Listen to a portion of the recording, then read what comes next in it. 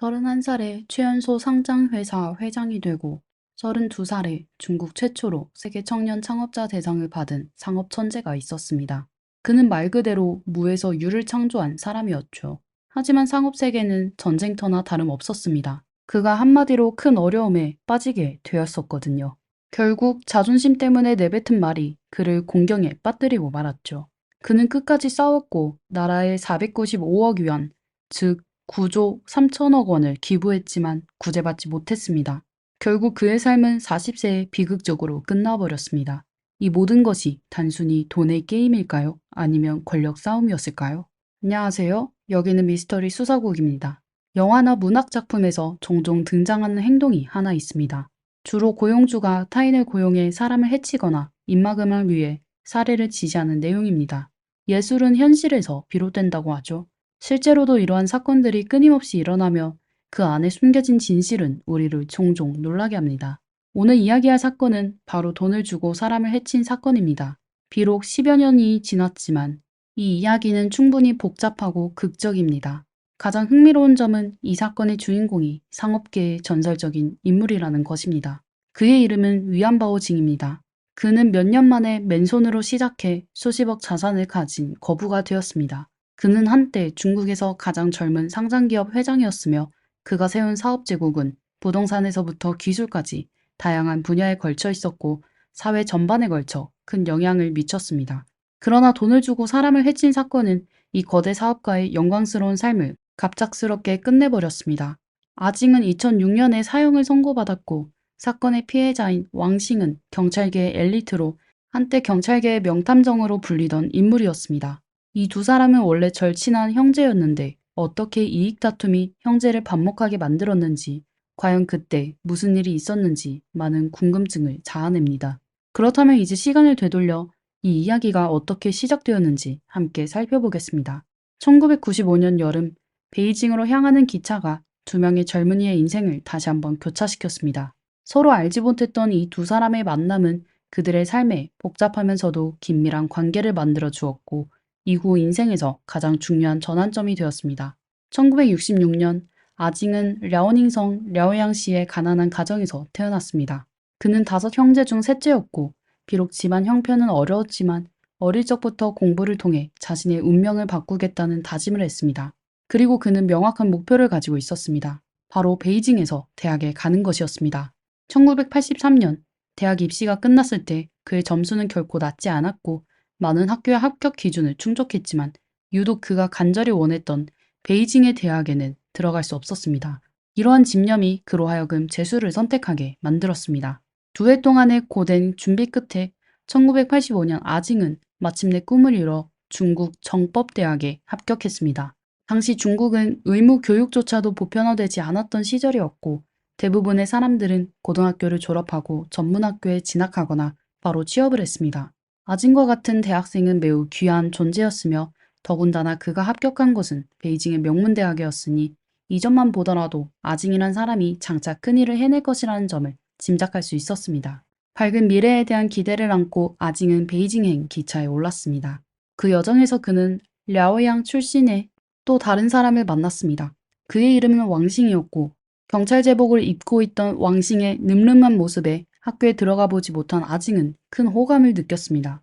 아징은 먼저 왕싱의 짐을 들어주며 다가갔고 두 젊은이는 그렇게 이야기를 나누며 기차 여행 내내 즐겁게 대화를 이어갔습니다. 왕싱은 1958년생으로 아징보다 8살 많았습니다. 1978년 그는 다롄에 있는 한 경찰 학교에 입학하였고 졸업 후 랴오양시 형사대에 배치되었습니다. 왕싱은 자신의 경찰 이야기를 아징에게 즐겁게 들려주었고 아징은 그 이야기에 매우 흥미를 느꼈습니다. 왕싱은 그동안 노력과 운을 바탕으로 랴오양 경찰계에서 나름의 명성을 쌓아가고 있었습니다. 그는 여러 중대한 사건의 수사에 참여했으며 그 중에는 등탑 무기고 도난 사건과 한 가족이 잔인하게 해를 입은 참혹한 사건이 있었습니다. 그는 심지어 어느 날 밤 단 한 손으로 무장한 범인과 용감하게 맞서 싸워 그를 제압하는 데 성공하였고 이로 인해 2등 공훈을 수상하며 그의 이름은 널리 알려지게 되었습니다. 그 당시 미국 드라마 헌터가 인기리에 방영되고 있었는데 랴오양 시민들은 그를 랴오양 헌터라고 부르기도 했습니다. 왕싱은 이번 베이징 행에 대해 이야기하면서 베이징 공안대학으로 2년간 연수를 받으러 가는 것이 선정된 것이라며 자랑스러운 표정을 지었습니다. 눈앞에 이미 어느 정도 성과를 이룬 왕싱을 보며 아징은 내심 큰 감동을 받았습니다. 사실 이 두 젊은이는 비슷한 점이 있었습니다. 둘 다 성공에 대한 강한 열망을 가지고 있었고 반드시 성공하겠다는 굳은 의지를 지니고 있었습니다. 기차에서 헤어진 후 두 사람은 서로에게 격려를 주고받으며 베이징에서 학업을 성공적으로 마칠 것을 기대했습니다. 그 후 2년 동안 왕싱과 아징은 자주 만날 기회를 가졌고 왕싱은 아징의 대학 생활을 직접 목격했습니다. 생활비를 벌기 위해 아징은 거의 모든 여가 시간을 희생했습니다. 그는 교수의 원고를 대신 필사했으며 1만자당 2위안 약 380원을 벌었습니다. 또 대기업에 봉투를 써주었는데 1000개당 5위안 약 940원을 벌었습니다. 이렇게 조금씩 돈을 모은 아징은 결국 3년차를 한 대 구입했고 베이징 전역을 돌며 배달을 시작했습니다. 게다가 아징은 상업적인 수완도 뛰어났습니다. 크리스마스나 신정과 같은 명절이 되면 그는 학교에서 카드와 엽서를 팔았습니다. 매 학기 개학 때마다 고향에서 특산물을 가져와 학교에서 팔았고 그 돈으로 기차표를 가뿐히 마련했습니다. 왕싱은 매번 아징에게 언젠가 큰 사장님이 되면 이 형제를 잊지 말라고 농담을 하곤 했습니다. 시간이 빠르게 흘러 왕싱은 베이징에서의 연수를 마친 후 고향인 랴오닝으로 돌아갔습니다. 두 사람은 훗날 다시 만날 것을 약속했으며 그 이별은 아쉬움과 동시에 기대감으로 가득했습니다. 그러나 그들은 10여 년 후 자신들의 결말이 그렇게 비극적일 줄은 꿈에도 몰랐습니다. 아징에 대해 말하자면 1989년에 그는 졸업했습니다. 자신감과 도전 정신을 바탕으로 그는 베이징의 한 은행에 무난히 취직했으며 이는 모두가 부러워하는 철밥통 직장이었습니다. 그뿐만 아니라 그는 베이징 출신 여인과 결혼하여 20대에 벌써 베이징에서 가정을 이루고 자리를 잡았습니다. 그러나 그는 곧 이 안정적인 직장이 자신의 궁극적인 목표가 아님을 깨달았습니다. 1992년 아징은 과감한 결정을 내렸고 은행을 그만두고 파이러우의 훗날 유명해질 젠하오 실업 개발 회사를 설립했습니다. 아징은 분명히 성견지명이 있었고 결단력이 뛰어났습니다. 회사가 막 시작했을 때 자금이 부족했고 자원도 전혀 없었지만 그는 대학과 연구기관에 묻혀있던 연구 성과들에 주목했습니다. 즉 이미 발명되었지만 시장에 도입되지 않은 수많은 중국 특허 기술들이었습니다. 그는 결국 소흑맥 프로젝트에 주목하게 되었습니다. 아징은 모은 20만 위안 약 3,800만 원을 전부 투자해 소흑맥 특허 사용권을 확보했습니다. 반년 후 이 소중한 호밀 품종이 성숙해졌고 그 독특한 가치는 곧 전국 시장에서 인정을 받게 되었습니다. 이로 인해 그는 200만 위안 약 3억 8천만 원 이상의 수익을 올리며 인생 첫 번째 큰 돈을 벌게 되었습니다. 1990년대의 200만 위안은 결코 작은 금액이 아니었습니다. 그러나 아징은 이에 만족하지 않았고 더 큰 야망을 품고 있었습니다. 당시 경제가 고속 성장하던 시기였기에 아징은 자본시장으로 눈을 돌렸습니다. 그는 파산 직전의 기업들을 인수하고 유명 제약회사들의 지배권을 확보한 뒤 이를 레버러지로 삼아 더 큰 규모의 자금 조달과 인수에 나섰습니다. 사실 이러한 거래는 위험이 매우 높았고 실패하면 가족의 재산을 탕진할 수도 있는 일이었습니다. 하지만 아징은 이 도박에서 이겼고 젠하오 실업의 자산은 급속히 증가했습니다. 1996년에는 총 자산이 30억 위안, 약 5,700억 원에 달했고 산하에 60여 개의 자회사를 보유하게 되었습니다. 아징의 사업 영역은 점차 확장되었고 그의 명성도 전국적으로 퍼지기 시작했습니다. 그는 인수왕, 상업천재, 북방의 리카싱이라는 별명을 얻게 되었습니다. 30세가 되던 해에 아징은 1,000만 위안, 약 19억 원을 기부하여 전국 대학에 제나오 장학금을 설립했습니다. 이는 4자 기업이 국내 대학에 기부한 장학금 중 가장 큰 금액 중 하나였습니다. 32살에는 아징이 세계 창업자 대상을 수상했으며 그는 이 상을 받은 최초의 중국인이 되었습니다. 그와 동시에 아징의 결혼 생활에도 변화가 있었습니다. 그는 첫 번째 아내와 이혼한 후 1999년 중앙민족대학 교수이자 티베트 출신의 유명 무용예술가인 조마와 성대하게 재혼하였습니다. 비록 세간의 아징이 성공한 후 첫 아내를 버렸다는 소문은 없었지만 확실한 것은 이제 그는 막 졸업했을 당시 베이징에만 머물고 싶어 했던 젊은이가 아니라는 점입니다. 어쨌든 그는 두 번째 아내인 조마에게 각별한 애정을 쏟았고 폴리극장에서 아내의 개인 공연을 위해 400만 위안, 약 7억 5천만 원을 호화롭게 사용한 적도 있습니다. 이 공연 이후 조마는 은퇴를 결심했고 2002년에는 아징과의 아이를 출산했습니다. 성공한 아징은 섬 기차에서 만났던 형제 왕싱을 잊지 않았습니다. 그는 여러 차례 왕싱에게 전화해 베이징으로 와서 함께 주식 투자를 하자고 권했습니다. 억만장자의 관심을 받는다는 것은 왕싱에게 큰 기쁨이었지만 당시 그의 삶은 내리막길을 걷고 있었습니다. 그는 경찰로서의 경력에 별다른 진전이 없었고 한때의 영광은 사라졌으며 경제적으로도 어려운 상황이었습니다. 게다가 그는 외도까지 하며 아내와 큰 갈등을 겪고 있었고 인생은 엉망진창이 되어가고 있었습니다. 그래서 아징이 그에게 손을 내밀었을 때 왕싱은 망설임 없이 단연간의 경찰 일을 그만두고 베이징으로 아징을 찾아갔습니다. 사실 아징이 성공했다는 소식을 들은 후 왕싱의 마음은 항상 복잡했습니다. 그때의 가난한 젊은이가 이제는 부유한 사람이 되었는데 자신은 여전히 작은 경찰관으로만 남을 수 없다는 생각이 그를 자극했습니다. 그 역시 베이징에서 큰 성공을 이루겠다는 결심을 했습니다. 이렇게 왕싱과 아징 두 사람의 운명은 다시 한번 얽히게 되었습니다. 베이징에 도착한 왕싱은 처음에 아징의 조언을 받아 주식 투자로 약간의 돈을 벌었습니다. 그러나 주식시장의 변동이 크다 보니 몇 번의 시도 끝에 다시 원점으로 돌아오고 말았습니다. 어쩔 수 없이 그는 아징을 찾아가 도움을 청했고 아징은 흔쾌히 왕싱을 자신의 선전 회사로 보내 지사장 자리를 맡겼습니다. 그러나 왕싱은 아징이 자신을 선전해서 다시 불러들일 때 그에게 불가능한 임무를 맡길 줄은 전혀 예상하지 못했습니다. 1996년 아징은 선물 거래에서 첫 실패를 겪었고 그의 상업적 최대 경쟁자인 류환과 맞닥뜨렸습니다. 류환은 초창기에 게임장 사업을 하다가 나중에 건설업으로 전향했고 수많은 우여곡절을 겪은 끝에 지역에서 스촨 교부라고 불리는 인물이 되었습니다. 특히 정치계에서 그는 상당한 영향력을 발휘했는데 여기서 한 가지 덧붙이자면 류안 역시 결국 좋은 결말을 맞이하지 못했고 사형 선고를 받았습니다. 아징으로 돌아와서 류안과의 상업적 대결에서 두 사람은 본래 한 명은 동북 지역의 최고 부자였고 다른 한 명은 스촨 지역의 최고 부자로서 원래는 교차점이 없었습니다. 하지만 모두가 알다시피 상업계는 전쟁터와 같다는 말이 틀리지 않습니다. 상업 세계에서는 돈이 곧 많은 이들의 생명과 같습니다. 심지어 어떤 이들에게는 돈보다 더 중요한 것이 체면이며 돈은 일정 부분에서 그 체면을 상징하기도 합니다. 1996년 아징은 스촨에서 선물 거래에 뛰어들어 수수의 가격을 톤당 2,000위안까지 끌어올렸습니다. 이로 인해 스촨 상인들은 큰 고통을 겪었고 결국 류안에게 도움을 요청하게 되었습니다.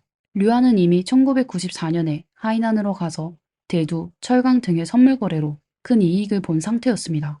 그는 아징이 자신의 영역에서 형제들에게 밥벌이를 못하게 만들고 있다는 사실을 알게 되었고 이를 지켜보고만 있을 수 없다고 판단했습니다. 그래서 그는 거액을 들고 스촨으로 돌아와 아징과 선물 시장에서 본격적인 대결을 준비했습니다. 류안이 막 선물 계약을 시작한 첫날 한 증권사 부사장이 아징을 데리고 류안의 사무실을 찾았습니다. 이 부사장은 류안에게 이번 시장 흐름은 아징이 만든 것이니 류안이 아징과 대립하지 말고 함께 협력해서 시장을 키워보자고 제안했습니다. 동시에 아징은 류안에게 5만 건의 계약, 즉 5천만 위안, 약 940억 원을 약속했습니다. 하지만 류안은 아징의 제안을 받아들이지 않았습니다. 류안에게 돈은 별로 중요한 문제가 아니었고 몇천만 위안은 작은 금액에 불과했습니다. 그에게 중요한 것은 체면이었습니다. 류안은 아징의 제안을 단호히 거절하며 적게 손해보고 싶으면 빨리 포지션을 정리하고 나가라 라고 말했습니다. 류안은 현물 가격은 톤당 1,300위안인데 너희가 2,000위안까지 올렸으니 이미 막다른 길에 다다른 것이다. 지금 우리는 전국적으로 물량을 조달하고 있다고 경고했습니다. 며칠 후 류안은 시장에 물량을 풀고 몇 건의 거래를 통해 수수의 가격을 곧바로 끌어내렸고 결국 아징은 포지션을 정리하고 시장에서 물러날 수밖에 없었습니다. 이 전쟁에서 아징은 무려 9천만 위안을 잃었고 류안은 2천만 위안을 벌었습니다. 아징은 그동안 여러 차례 성공을 거두며 실패를 겪어본 적이 없었는데 스촨에서 류안을 만나 큰 타격을 입은 것입니다. 9천만 위안은 적지 않은 금액이었지만 당시 아징은 이미 수십억의 자산을 보유하고 있었습니다. 그러나 그에게 더 중요한 것은 체면 문제였습니다. 또한 아징의 몇몇 부하들은 이 상황에 불만을 품고 아징을 부추기며 류안을 제거하자고 계속해서 선동했습니다. 결국 아징은 자신의 의견에 반대하는 류안을 제거하기로 결심하고 돈을 주고 사람을 해치려 했습니다. 아징은 자신의 고향인 랴오닝성 랴오양에서 현지 조직폭력배 두목 양중쉐를 찾아갔습니다. 양중쉐와의 공모 후 1996년 9월에 양중쇠는 자신의 부하 리아이 양과 순리를 지켜 스촨성 청두에서 류안을 찾도록 지시했습니다. 이 낯선 환경에서 3명의 동북 출신 인물들은 몇 개월 동안 류안의 배경을 철저히 조사했습니다. 1997년 2월 1일 밤 9시 류안의 차가 한 호텔 앞에 멈추었을 때 리아이 양은 류안을 향해 2발을 발사했습니다. 다음 날에야 그들이 사살한 사람이 류안이 아닌 류안의 보디가드였다는 사실을 알게 되었습니다. 이 사건은 얼마 지나지 않아 경찰에 의해 해결되었고 양중세는 집행유예를, 리아이 양은 무기징역을 선고받았습니다. 선고 과정에서 그들은 자신들이 죄를 뒤집어 쓰겠다고 자청하며 이 사건이 자발적인 행동이라고 주장했고 배후에 아징이 있다는 사실은 끝까지 밝히지 않았습니다. 그 덕분에 아징은 위기를 모면할 수 있었습니다. 그러나 아징은 이 사건에서 깨닫지 못했습니다. 류안이 살아있는 한 그의 마음의 응어리는 풀리지 않았습니다. 아징은 곧바로 2번째로 돈을 주고 사람을 해칠 계획을 세우기 시작했습니다. 생각 끝에 그는 이 일을 맡길 최적의 인물로 자신의 형제 왕싱을 선택했습니다. 아징은 전화를 걸어 왕싱에게 선전해서 청두로 오라고 한 뒤 전반적인 계획을 모두 털어놓았습니다. 앞서 언급했던 바로 그 완수할 수 없는 임무는 바로 류안을 제거하는 것이었습니다. 왕싱 또한 바보가 아니었기 때문에 류안이 어떤 인물인지 잘 알고 있었습니다. 여기서 몇몇 사람들은 왕싱이 자발적으로 아징의 일을 처리해 충성심을 보이려 했다고 말합니다. 또 다른 의견으로는 왕싱이 사실 불법 행위를 하고 싶지 않았지만 어쩔 수 없이 한 것이라는 주장도 있습니다. 어떤 상황이든지 간에 왕싱은 스천에 도착해 일주일 동안 머물렀지만 류안의 그림자조차 볼 수 없었습니다. 아마도 지난번 암살 시도 이후 류안은 이미 몸을 숨긴 상태였을 것입니다. 계속 기다릴 수만은 없었기에 아징은 왕싱에게 일단 베이징으로 돌아가서 잠시 상황을 지켜보자고 했습니다. 이로 인해 이 계획은 일단 보류되었고 류안은 목숨을 건질 수 있었습니다. 일이 성사되지 않자 왕싱은 맥이 빠진 채 베이징으로 돌아왔습니다. 사실 아징이 그를 선전으로 보냈을 때부터 왕싱은 불만이 있었습니다. 그는 자신이 중요한 직책을 맡아야 한다고 생각했지만 공로가 없으니 2사람의 형제관계만으로는 입지가 약할 수밖에 없었습니다. 이번에는 아징이 그를 화일로우의 작은 제약 공장으로 보내 부공장장 자리를 맡겼습니다. 그러나 이 직책은 별 의미 없는 자리였고 왕싱은 내심 자존심이 상했습니다. 그는 이제 자신이 아징에게 더 이상 중용되지 않은 것임을 알고 있었습니다. 게다가 오랫동안 형사로 일했던 왕싱은 성격이 강직하고 인간관계를 잘 처리하지 못했으며 동료들과 자주 갈등을 빚었습니다. 그럼에도 아징은 그를 보호해주지 않았습니다. 왕싱의 불만은 점점 커져갔고 1997년 가을 그는 화가 나 아징의 회사를 떠나 약간의 저축을 들고 고향으로 돌아가 작은 찻집을 열었습니다.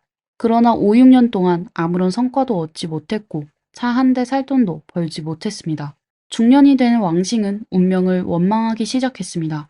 특히 자신이 경찰대의 철밥통 직장을 그만두고 아징을 따랐던 과거가 후회스러웠습니다. 반면 억만장자가 된 아징은 그에게 아무런 실질적인 혜택을 주지 않았고 왕싱은 점점 더 억울하게 느껴졌습니다.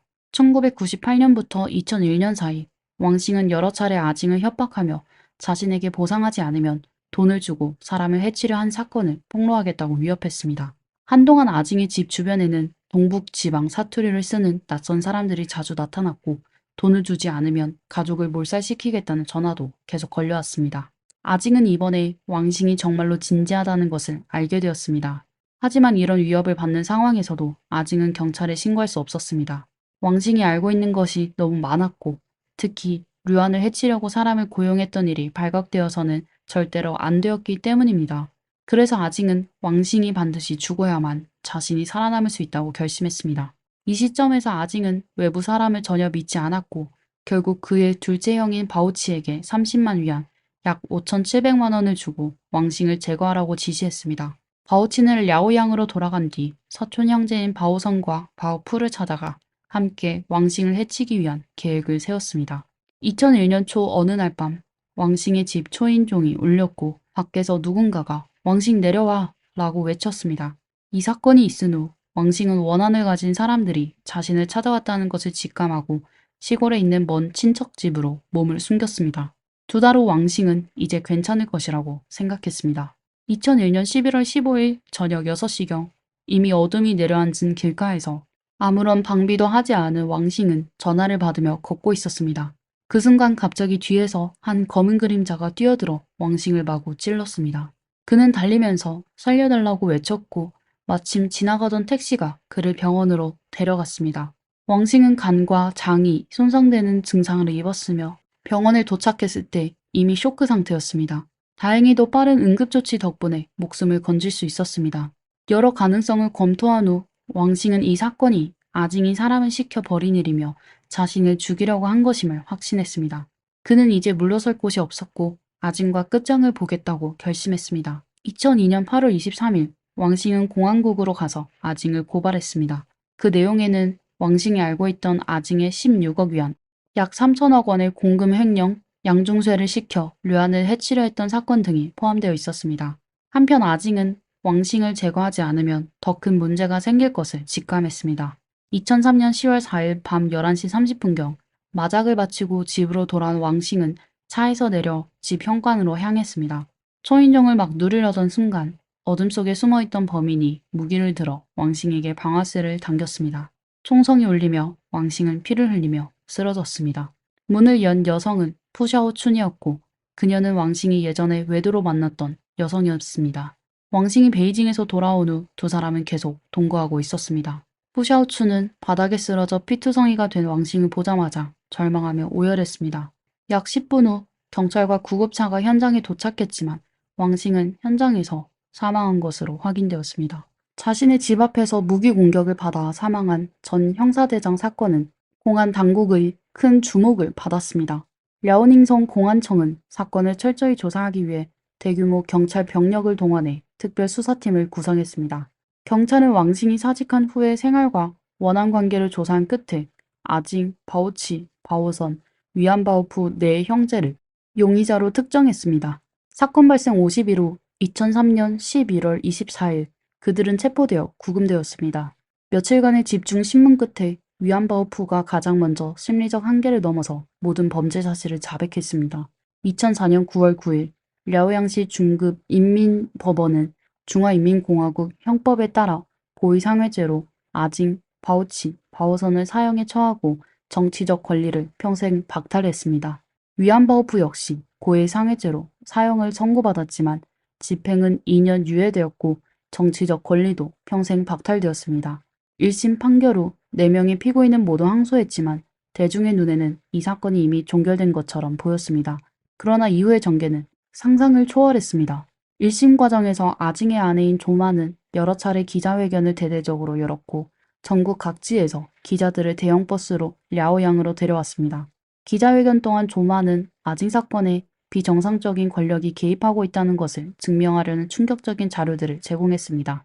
또한 아징의 변호사는 사건 발생 후 아징이 스스로 현직 부패 관리를 폭로하며 죗값을 갚으려 했다는 사실을 대중에게 밝혔습니다. 조마의 목적은 단순했습니다. 사건의 영향력을 확대하여 아징의 목숨을 구하는 것이었습니다. 남편의 목숨을 지키기 위해 조마는 여기저기 관계를 찾아 나섰지만 실제로 이들 대부분은 사기단에 불과했습니다. 당시 사회적으로 모두가 알다시피 조마는 아징을 구하기 위해 수단과 방법을 가리지 않았습니다. 그래서 많은 사람들이 그녀를 찾아왔고 성급하게 해결하려는 조마는 평소에 냉정한 판단력을 잃고 사기꾼들의 함정에 빠지고 말았습니다. 당시 조마는 친구의 말을 듣고 리청기라는 인물이 큰일을 해결할 수 있다고 믿었습니다. 그러나 리청기는 자신이 직접 나서기 어렵다며 중간 역할을 할 왕찬샹을 소개했습니다. 결국 이 사람들은 앞뒤로 조마에게서 1200만 위안, 약 230억 원을 속여 빼앗았습니다.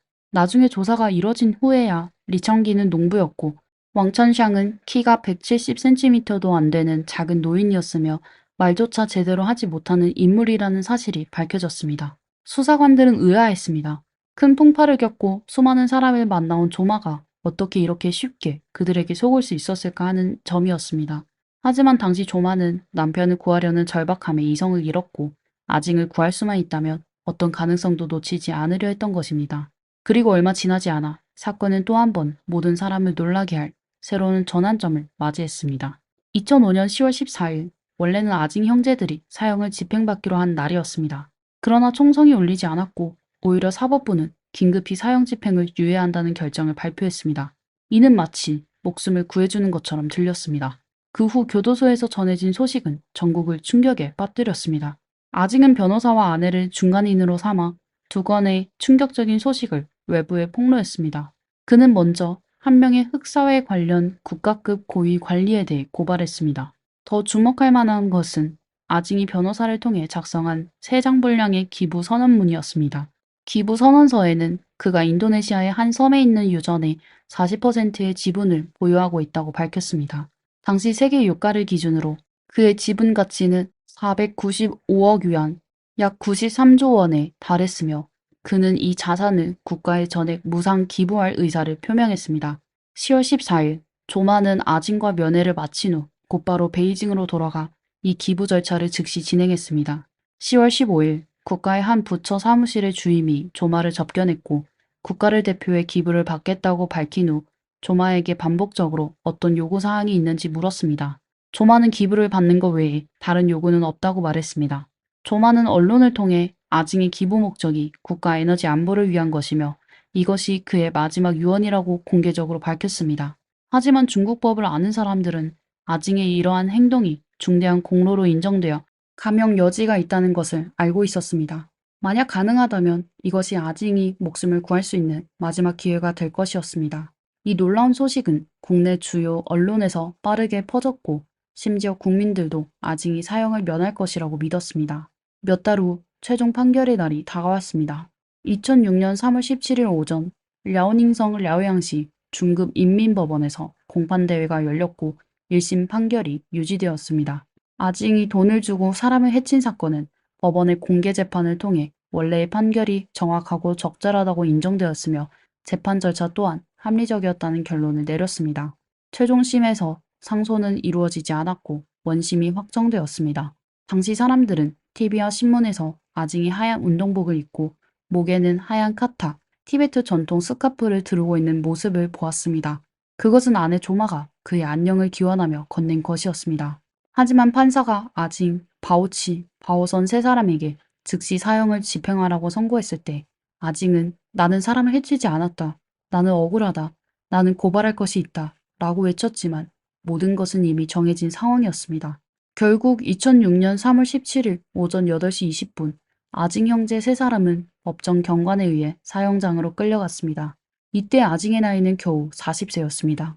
한때 무한한 영광을 누리던 이 상업 천재가 이렇게 비극적인 결말을 맞이한 것은 누구를 탓할 수 있을까요? 물론 돈은 중요하지만 결코 만사 만물을 평가하는 유일한 기준은 아닙니다. 또 한 가지 인상적인 사실은 아징과 왕싱 두 사람 모두 법을 공부한 자들이었다는 것입니다. 한 명은 법대를 졸업했고 다른 한 명은 경찰학교 출신이었습니다. 그들은 법과 가장 가까운 사람들이었지만 법을 알고도 위반하며 범죄의 길로 들어섰습니다. 이 사건이 우리에게 주는 교훈은 항상 정신을 맑게 하고 유혹을 거부하며 법 위에 서려 하지 말고 진정한 인생의 의미와 행복을 추구해야 한다는 것입니다. 오늘의 사건은 여기까지입니다. 여러분은 이번 사건에 대해 어떻게 생각하시나요? 영상 아래 댓글로 여러분의 의견을 나눠주세요. 시청해주셔서 감사합니다. 좋아요와 구독도 부탁드립니다. 그럼 다음 영상에서 또 만나요. 안녕하세요. 미스터리 수사국입니다. 실제 사건 이야기에서 자주 하는 말이 있죠. 그 뜻은 하늘은 공평해서 나쁜 사람을 절대 놓아주지 않는다는 것입니다. 하지만 인정할 수밖에 없는 것은 많은 사건이 결국 해결되지 않은 채로 남는다는 것입니다. 그 원인을 따져보면 크게 두 가지가 있습니다. 하나는 범인이 너무 교묘해서 범행의 흔적을 남기지 않는 경우이고, 다른 하나는 경찰이 사건의 핵심을 제대로 잡지 못해서입니다. 그런데 이번 에피소드에 등장하는 경찰은 그야말로 어이없을 정도로 실수만 남발하고 믿기지 않을 정도로 엉망진창입니다. 놀라운 것은 그런 사람들조차도 어느 순간 뜻밖의 큰 강도 사건을 해결하게 됐다는 점입니다. 그렇다면 도대체 그들이 어떤 방식으로 사건을 해결했는지 이야기를 다 듣고 나시면 아시게 될 겁니다. 김경숙은 한국 강원도 춘천시에 사는 43살의 중년 여성입니다. 그녀는 가정주부로 평소 집안일을 끝낸 후에는 자신의 취미를 즐길 시간이 충분했습니다.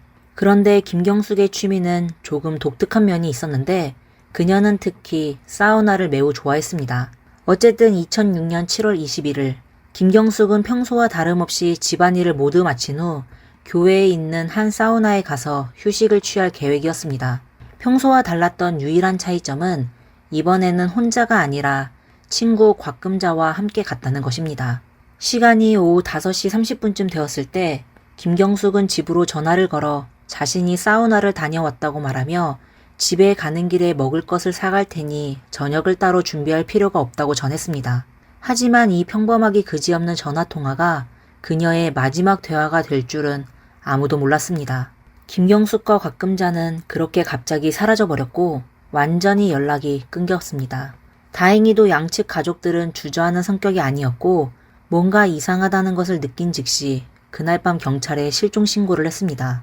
실종된 사람이 2명의 중년 여성이고 실종된 시간이 아직 짧다는 사실을 알게 된 경찰은 어떤 반응을 보였을까요? 사실 그들은 그저 형식적으로 사우나 가게 입구에 있던 CCTV 영상을 확인했을 뿐입니다. 김경숙과 곽금자가 차를 타고 떠나는 장면을 보고 주변에 의심스러운 차량도 없고 뒤를 쫓는 사람도 보이지 않자 경찰은 대담하게 결론을 내립니다. 김경숙 일행이 아마 갑작스럽게 저녁을 외식하기로 마음을 바꿨고 시간 가는 줄 모르고 있는 것일 뿐이라며 사건을 간단하게 처리한 것입니다. 여러분은 이 말을 들으니 어떤 생각이 드시나요? 터무니없는 소리 같지 않나요? 김경숙이 사우나를 마치고 굳이 집에 전화를 걸어 저녁에 먹을 것을 사가겠다고 한 걸 보면 그녀는 절대 그런 즉흥적이고 생각 없는 성격의 사람이 아니었습니다. 더군다나 그녀가 정말 그런 사람이었다면 가족들이 이토록 긴장하지도 않았을 것입니다. 경찰의 이런 무책임한 태도는 신고가 접수된 지 몇 시간 만에 드러났습니다. 2006년 7월 22일 새벽 춘천경찰은 동교 외곽 원창리 국도 근처에서 지나가던 행인이 불에 탄 소렌토 차량을 발견했다는 신고를 받습니다. 조사관들이 현장에 도착해 확인해 보니 그 차는 바로 실종된 김경숙의 차량이었습니다. 이쯤 되면 상식적으로 김경숙과 곽금자가 큰일을 당했을 가능성이 높다고 생각하는 것이 당연할 텐데 춘천경찰은 다르게 생각했습니다. 그들의 첫 반응은 두 주부가 가정 문제로 가출하려고 일부러 차를 외곽에 세워두고 불태웠을 거라는 거였습니다. 그리고 그 다음 반응에서야 경찰은 두 사람이 강도나 납치범의 희생자가 되었을 가능성을 고려하기 시작했습니다.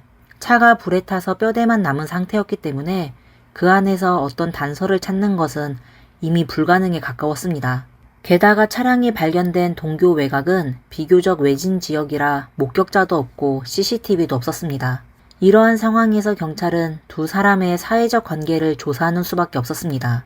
그들이 정말 가출했을 가능성이 큰지 아니면 불행한 일을 당했을 가능성이 더 큰지 알아보기 위해서 말이죠. 그러나 이 조사 결과는 경찰을 더 혼란스럽게 만들었습니다. 김경숙과 곽금자는 모두 가족과의 관계가 매우 원만했고 가출할 가능성은 전혀 없어 보였습니다. 게다가 앞서 언급했듯이 두 사람 모두 전형적인 가정주부였고 대인관계도 단순하며 수입도 그리 많지 않았습니다. 도대체 어디를 봐도 강도의 표적이 될 만한 이유가 전혀 없었습니다. 결국 조사를 하던 담당 경찰은 더 이상 어떻게 사건을 풀어나가야 할지 막막해졌습니다. 저희 프로그램을 자주 보시는 시청자라면 춘천경찰보다 훨씬 더 전문적일 것입니다. 가출이라는 문제는 완전히 말이 안 되는 소리였죠. 강도나 납치 여부는 철저한 조사를 통해 밝혀져야 하는데 경찰이 자기 생각대로만 판단할 수는 없는 일입니다. 사실 만약 우리가 전지적 시점에서 이 사건을 본다면 이때 경찰이 실종된 두 사람의 은행 계좌를 조사하기만 했어도 중요한 단서를 발견할 수 있었을 것입니다.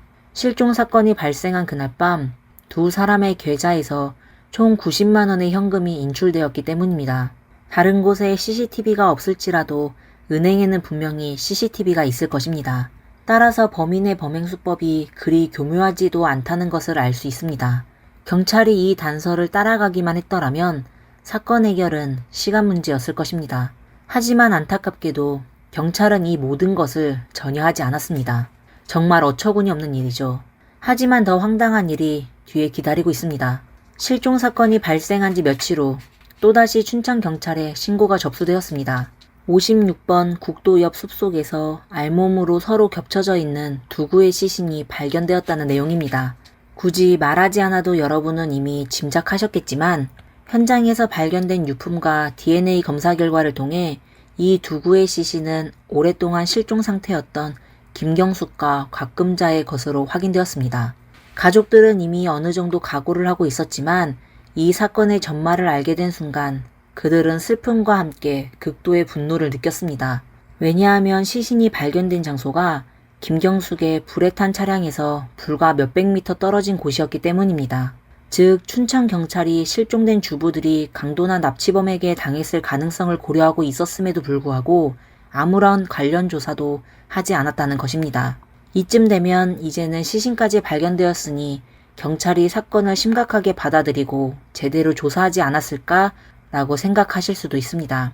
하지만 문제는 많은 것이 이미 늦었다는 것입니다. 사건이 발생한 시기가 7, 8월 한여름이었고 연이어 강한 폭우가 내렸기 때문에 시신이 발견되었을 때는 이미 상당히 부패한 상태였습니다. 결국 부검이도 이런 상태의 시신에서는 범인과 관련된 정보를 찾아내지 못했습니다. 김경숙과 곽금자의 사망 원인이 기계적 질식사였다는 것만 겨우 밝혀졌을 뿐 사망 시점조차 정확히 알 수 없었습니다. 더 골치 아픈 것은 수사팀 내부에서도 이 사건의 성격을 두고 심각한 의견 차이가 발생했다는 점입니다. 부검이가 시신에서 많은 상처를 발견한 덕분에 피해자들이 사망하기 전에 폭행을 당했음을 알 수 있었습니다. 이에 일부 경찰들은 이 사건이 강도 사건이라고 주장했습니다. 반면 다른 경찰들은 이 사건이 계획된 살인이라고 생각했습니다. 두 그룹은 서로를 설득하지 못했고 그로 인해 수사 진행이 완전히 정체되었습니다. 그러던 중 한 새로운 증인이 등장하면서 논쟁은 일시적으로 멈추게 되었습니다. 이 증인은 김경숙의 차량이 불에 탄 그날 밤 우연히 사건 현장을 지나가다가 수상한 차량을 목격했다고 증언했습니다. 시간이 많이 지나 세부적인 내용은 기억나지 않지만 두 가지는 확실하다고 했습니다. 첫 번째는 그 차가 갈색 차량이었다는 점이고 두 번째는 번호판이 25로 시작했다는 것입니다. 이 목격자의 증언을 바탕으로 수사팀은 더 이상 논쟁하지 말고 우선 그 차량을 찾아보자고 결정했습니다. 그런데 황당한 일이 또 벌어졌습니다. 상식적으로 생각하면 다음 단계는 225로 시작하는 번호판과 갈색 차량을 먼저 선별한 후 그 중에서 의심스러운 대상을 찾아야 하는 게 맞지 않습니까? 하지만 수사팀은 그렇게 하지 않았습니다. 차량 번호와 색상이라는 두 가지 정보가 있음에도 불구하고 경찰은 색상만을 기준으로 차량을 검색하기로 했습니다. 그 결과는 말할 것도 없이 허탕이었습니다. 이렇게 오래된 사건은 여전히 아무런 진전이 없었는데 그때 전라북도에 있는 동료 경찰이 춘천 경찰에게 긴급 전화를 걸어와 협조를 요청했습니다. 알고 보니 2006년 7월 29일, 즉 실종 사건이 발생한 지 9일 후 춘천시에서 수백 킬로미터 떨어진 전라북도에서 강도 사건이 발생했습니다. 당시 전라북도 임실군에서 29살의 한 운전자가 경찰에 신고했는데 그는 주차장에서 휴식을 취하던 중 갑자기 길가에서 튀어나온 두 명의 건장한 남성에게 흉기로 위협받아 강도를 당했다고 했습니다. 이 두 명의 범인은 그의 휴대전화와 카메라, 금팔찌 등 값비싼 물건들을 빼앗아갔을 뿐만 아니라 차에 있던 애완견까지 데려갔습니다. 사건이 너무 갑작스럽게 일어났기 때문에 신고한 운전자는 반항하는 과정에서 여러 차례 칼에 찔려 혼란에 빠졌고 범인들의 얼굴을 제대로 보지 못했습니다. 다만 확실한 것은 두 명의 강도가 각각 흉기를 들고 있었다는 점입니다. 이 이야기를 들은 사람들은 이렇게 말할 수도 있을 겁니다. 이게 뭐가 특별해? 그냥 흔한 흉기 강도 사건 아니야?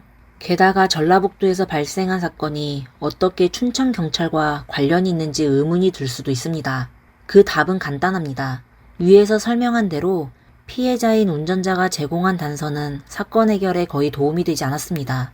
또한 사건이 발생한 장소에는 CCTV도 없어서 사건을 해결하기가 매우 어려웠습니다.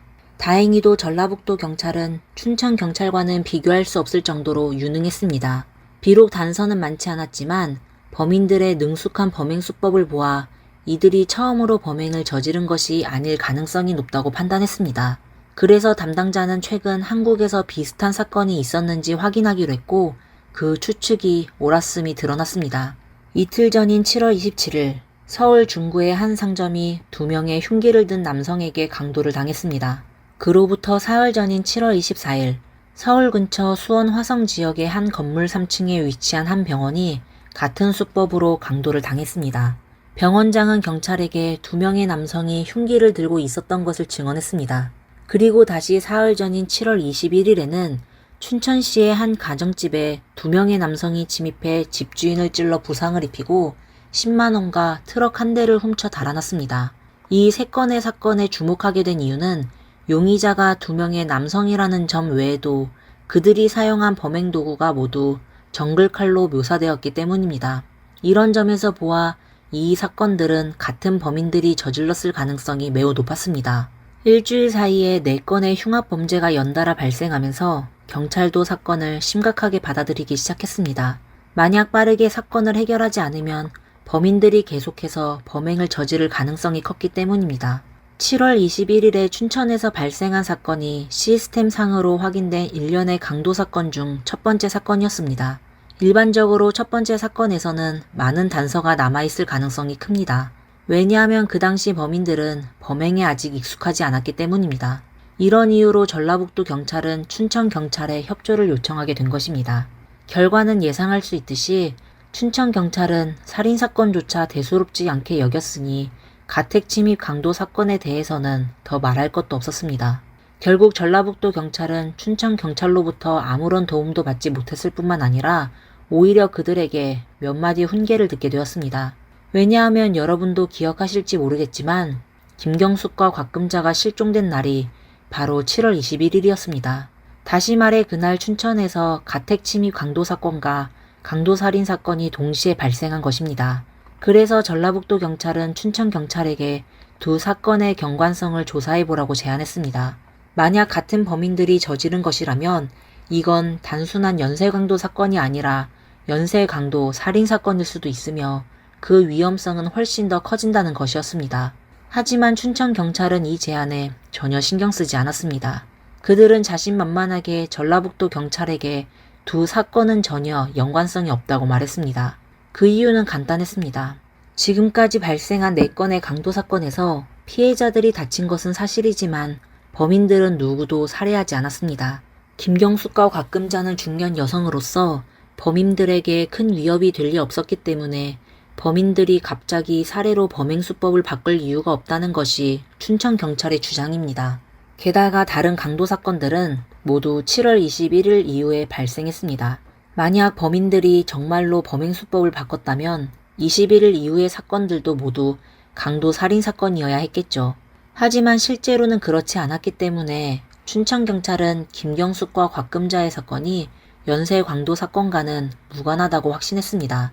이 말이 그럴듯하게 들리긴 합니다. 결국 전라북도 경찰도 더 이상 반박할 말이 없었습니다. 그러나 범인들은 경찰에게 쉴 틈을 주려 하지 않았습니다. 여전히 2006년 7월 29일 전라북도에서 운전자가 강도를 당한 사건이 발생한 지 몇 시간 후 한 젊은 여성이 옷차림이 엉망인 상태로 미친 듯이 경찰서로 뛰어들었습니다. 경찰이 무슨 일이냐고 묻기도 전에 그녀는 횡설수설하며 나 강도를 당했어요. 누군가가 나를 해치려고 해요. 라고 외쳤습니다. 이 말을 듣고 경찰은 긴장을 했습니다. 오랜 시간에 걸쳐 그녀를 진정시키고 나서야 경찰은 사건의 전말을 알 수 있었습니다. 신고한 여성 박은정은 사건이 발생하기 몇 시간 전 임실군 이지마을의 한 좁은 도로에서 차를 몰고 가고 있었습니다. 그런데 갑자기 앞 교차로에서 밴 한 대가 튀어나와 그녀의 차를 강제로 멈추게 했습니다. 박은정이 상황을 파악하기도 전에 밴에서 2명의 건장한 남자가 내려왔고 그들은 각각 정글칼을 들고 있었습니다. 남자들은 박은정에게 소지품을 챙겨 자신들의 밴에 타라고 요구했고 그녀는 어쩔 수 없이 그들의 말을 따랐습니다. 그 후 범인들은 차를 국도로 몰기 시작했고 약 5시간 동안 이리저리 국도를 따라 이동했습니다. 이동하는 동안 범인들은 번갈아가며 박은정을 성추행하고 구타했습니다. 그들의 목적은 그녀를 협박해 은행카드의 돈을 인출하게 만드는 것이었습니다. 결국 박은정은 고통을 이기지 못하고 범인들의 요구에 동의했습니다. 그렇게 배는 국도를 벗어나 전주시의 한 편의점에 있는 ATM기 앞에 멈춰섰습니다. 그때 범인 중 한 명이 정글칼을 들고 박은정을 ATM기 앞으로 끌고 갔습니다. 여러분도 알다시피 ATM기에서 돈을 인출하려면 은행카드가 필요합니다. 그런데 그 카드는 박은정이 소지한 가방 안에 있었습니다. 하지만 범인들은 박은정에게 가방을 들고 내리지 말고 은행 카드만 따로 꺼내라고 요구했습니다. 다행히 박은정은 매우 영리했습니다. 만약 범인들의 목적이 단순히 돈을 빼앗는 것이라면 돈을 인출한 후 그녀를 풀어줘야 마땅했습니다. 굳이 가방을 빼앗을 이유가 없던 것입니다.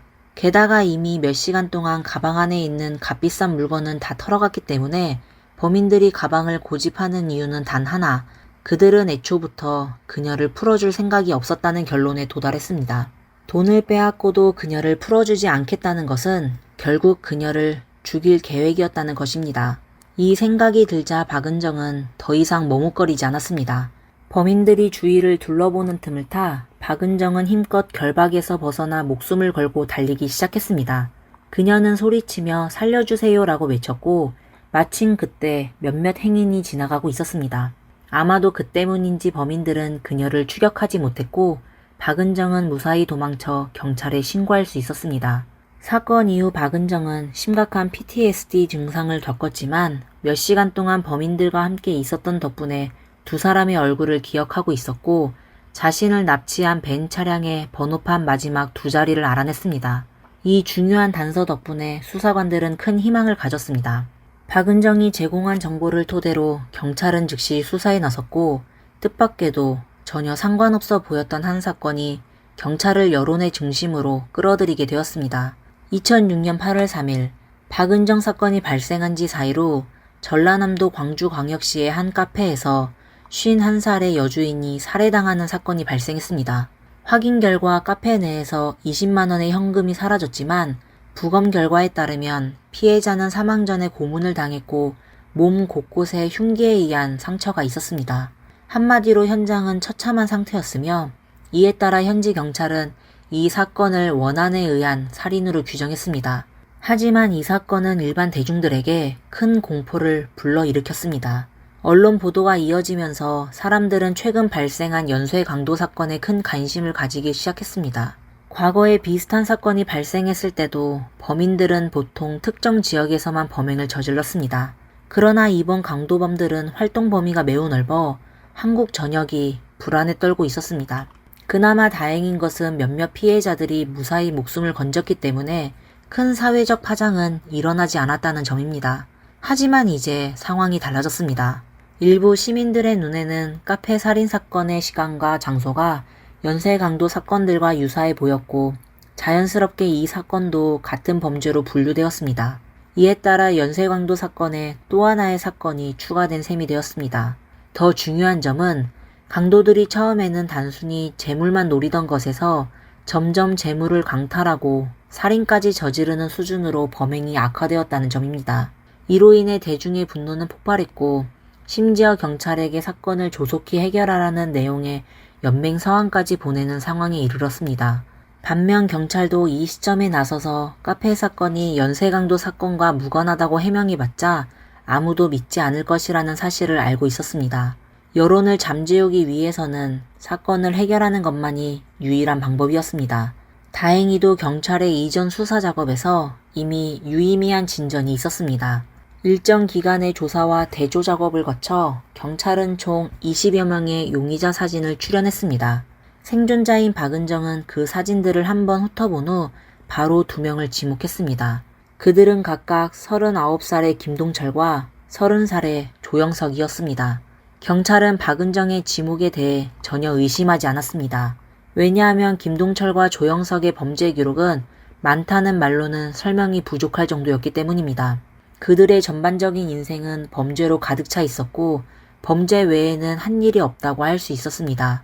김동철은 강도, 절도, 성범죄, 고의상해 등 온갖 범죄를 저지른 전천후 범죄자였습니다. 조영석 역시 강도, 폭력, 불법 약물 판매로 인해 교도소를 자주 드나들던 사람이었습니다. 이 두 사람은 우연히 경북 북부 교도소에서 만났고 마치 오래된 친구처럼 금세 친해졌습니다. 조사 결과 두 사람이 마지막으로 교도소에 수감되었을 때는 동시에 출소하지는 않았지만 출소 후에는 둘 다 일정한 직업이 없었던 것으로 드러났습니다. 더 놀라운 것은 2006년 이후 그들이 모두 강원도 지역에서 활동하기 시작했다는 사실입니다. 다시 말해 그들은 다시 만나서 범죄 조직을 결성하고 새로운 범죄 행각을 벌였을 가능성이 매우 높다는 것입니다. 박은정의 지목이 큰 문제가 없을 것이라는 것은 거의 확실했습니다. 경찰도 이미 목표를 특정했으니 이제 검거 작업은 어렵지 않을 것이라고 생각했습니다. 김동철과 조영석 같은 직업 범죄자들은 보통 그들만의 범죄 조직을 가지고 있고 경찰은 그 조직 내에 몇몇 정보원들을 심어놓고 있었습니다. 실제로 조사팀이 받은 첫 번째 검거 단서도 정보원이 제공한 것이었습니다. 제보에 따르면 김동철과 조영석은 전라남도 목포시에서 새로운 강도 사건을 계획하고 있다는 것이었습니다. 이 정보를 입수한 임실군 경찰은 즉시 현지로 출동했지만 이 두 노련한 범죄자들의 뛰어난 반추적 능력을 과소평가한 것이 문제였습니다. 비록 검거팀의 속도가 충분히 빨랐지만 결과적으로는 헛수고가 되고 말았습니다. 두 명의 용의자가 촘촘한 포위망 속에서 도망치는 데 성공한 것입니다. 다행히도 김동철과 조영석은 경찰이 어떻게 자신들의 동선을 알았는지 정확히 알지 못했습니다.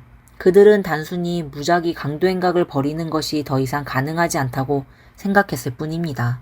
그러나 그들이 바로 범행을 멈출 리는 없습니다. 그래서 두 사람은 다른 방식으로 범행을 계획하기로 했습니다. 하지만 이 계획 역시 정보원에게 발각되었습니다. 2006년 8월 6일 경찰은 김동철이 최근 한 싱글클럽 웹사이트에서 30살의 A씨를 알게 되었다는 제보를 받았습니다. 8월 6일 저녁 8시에 김동철은 A씨와 수원시의 한 대형마트 입구에서 만나기로 약속했고 조영석과 함께 그녀를 상대로 강도 행각을 벌일 계획이었습니다. 문제는 경찰이 이 정보를 입수했을 때 이미 시간이 촉박하다는 것이었습니다. 8시가 가까워지자 담당자인 문왕종 경위는 더 이상 정보의 신뢰성을 따질 시간이 없었습니다. 그는 지체 없이 사람들을 이끌고 현장으로 출동했습니다. 경찰이 목적지에 도착하자마자 곧바로 양복을 입은 김동철이 한 여성을 향해 빠르게 다가가는 모습을 포착했습니다. 이를 본 경찰들은 주저할 새 없이 김동철을 포위했습니다. 하지만 노련한 범죄자 김동철은 만만한 상대가 아니었습니다. 상황이 불리하다고 느낀 그는 재빨리 양복 안주머니에서 정글칼을 꺼내 들고 체포하려는 경찰들에게 무차별적으로 휘둘렀습니다. 다행히도 임원에는 경찰의 인원이 많았지만 그럼에도 불구하고 몇몇 경찰이 부상을 입고 나서야 김동철을 겨우 제압할 수 있었습니다. 이로써 그의 잔혹성이 다시 한번 드러났습니다. 언론 보도에 따르면 김동철은 체포된 후 현장에 있던 경찰들에게 딱 0.5초만 더 줬다면 너희는 다 죽었을 거야 라고 소리쳤습니다. 이 말을 들은 사람들은 등골이 서늘해졌습니다. 이번 작전이 급박하게 진행되다 보니 어둠 속에 숨어있던 공범 조영석은 현장에서 도망칠 수 있었습니다. 하지만 3살 버릇 80까지 간다는 말처럼 불과 이틀 후 조영석은 또다시 범행을 계획하다가 경찰의 현장에서 체포되었습니다. 이로써 전 국민의 관심을 끌었던 연쇄 강도 사건은 마침내 성공적으로 종결되었습니다. 김동철과 조영석이 체포되면서 곧바로 신문이 시작되었습니다. 두 명의 범인은 수법이 잔혹했지만 자신들의 죄를 숨기려 하지 않고 오히려 당당하게 자백했습니다. 그러나 그들이 저지른 범행을 모두 자백한 후 경찰은 큰 충격에 빠졌습니다. 경찰이 처음에 파악했던 강도 사건들은 이들이 저지른 수많은 범행 중 일부에 불과했습니다. 실제로 김경수 곽금자 사건과 광주의 카페 주인 살인 사건도 그들의 소행이었던 것입니다. 신문 중에 경찰이 왜 사람을 죽였냐고 묻자 김동철은 소름 끼치는 대답을 내놓았습니다. 그는 나는 중년 여성들을 죽이는 게 좋다. 만약 잡히지 않았더라면 내 얼굴을 본 생존자들까지 모두 찾아가 해치려고 했다 라고 말했습니다. 그의 말은 그야말로 소름 끼칠 정도로 변태적이었습니다. 2006년 10월 9일 전주 지방법원 형사 2부에서 이 사건에 대한 재판이 열렸습니다. 예상대로 김동철과 조영석은 다수의 살인 혐의와 심각한 강도죄로 인해 나란히 사형을 선고받았습니다. 그런데 여러분은 김동철이 교도소에서 동료 죄수를 처음 만났을 때 뭐라고 했는지 아십니까? 그는 여기서도 한 명 더 죽여야겠다 라고 말했고 실제로도 그는 말한 대로 행동했습니다. 수감된 지 얼마 지나지 않아 김동철은 다른 사람들의 눈을 피해 스스로 목을 메고 자살했습니다. 그렇습니다. 그는 결국 자신을 죽인 것입니다. 이제 다시 처음에 이야기했던 주제로 돌아가 보겠습니다. 기상천외한 발상과 실수만 연발하는 수사관들을 만났을 때 어떻게 사건을 해결할 수 있을까요? 간단합니다. 운에 맡기는 겁니다. 춘천경찰도 결국 운으로 역전하지 않았습니까? 이번 내용은 여기까지입니다. 저희 영상을 좋아하신다면 좋아요와 구독 잊지 말아주세요. 지금까지 미스터리 수사국이었습니다. 그럼 다음 시간에 뵙겠습니다. 감사합니다.